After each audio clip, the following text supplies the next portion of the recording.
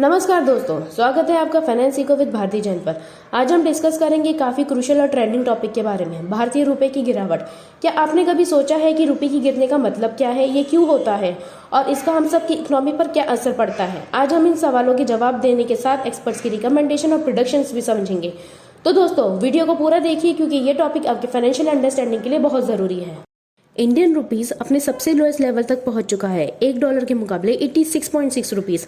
पिछले कुछ महीनों में हमने रुपए की वैल्यू में लगातार गिरावट देखी है। ये इशू सिर्फ नंबर्स का नहीं है, इसका असर आपकी डेली लाइफ से लेकर नेशनल इकोनॉमी पर भी पड़ता है। चलिए अब समझते हैं इसके पीछे के रीजंस। पहला और सबसे बड़ा रीजन है ग्लोबल फैक्टर्स। अमेरिका का फेडरल रिजर्व इंटरेस्ट रेट्स को एग्रेसिवली बढ़ा रहा है। इसका रिजल्ट ये है कि इन्वेस्टर अपना पैसा डेवलपिंग कंट्री से निकालकर वापस यूएस बॉन्ड्स और एसेट्स में इन्वेस्ट कर रहे हैं क्योंकि वहां ज्यादा रिटर्न मिल रहा है। दूसरा रीजन है क्रूड ऑयल प्राइसेस का बढ़ना।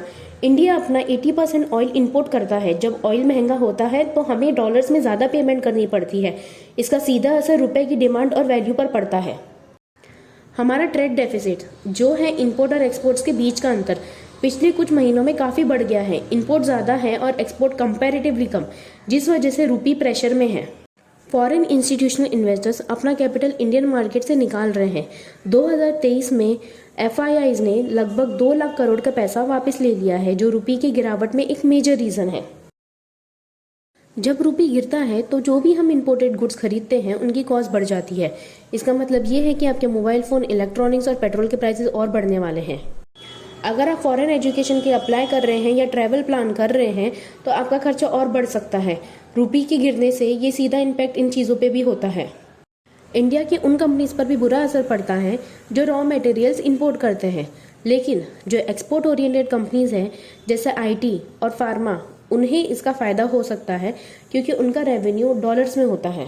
दोस्तों, अब बात करते हैं कि एनालिस्ट और एक्सपर्ट्स का इस बारे में क्या कहना है। पॉलिसी सर्कल के एक एनालिसिस के हिसाब से अगर ग्लोबल फैक्टर्स जैसे ऑयल प्राइसेस और फेड रेट्स कंट्रोल में आते हैं तो रुपी 2025 तक स्टेबलाइज हो सकता है, लेकिन अगर ये फैक्टर वर्स होते हैं तो रुपी और वीक हो सकता है।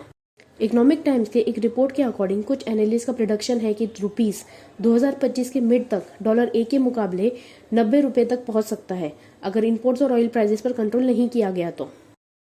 RBI एक्टिवली फॉरेक्स मार्केट में इंटरवीन कर रहा है, लेकिन इसकी रिजर्व्स भी लिमिटेड है।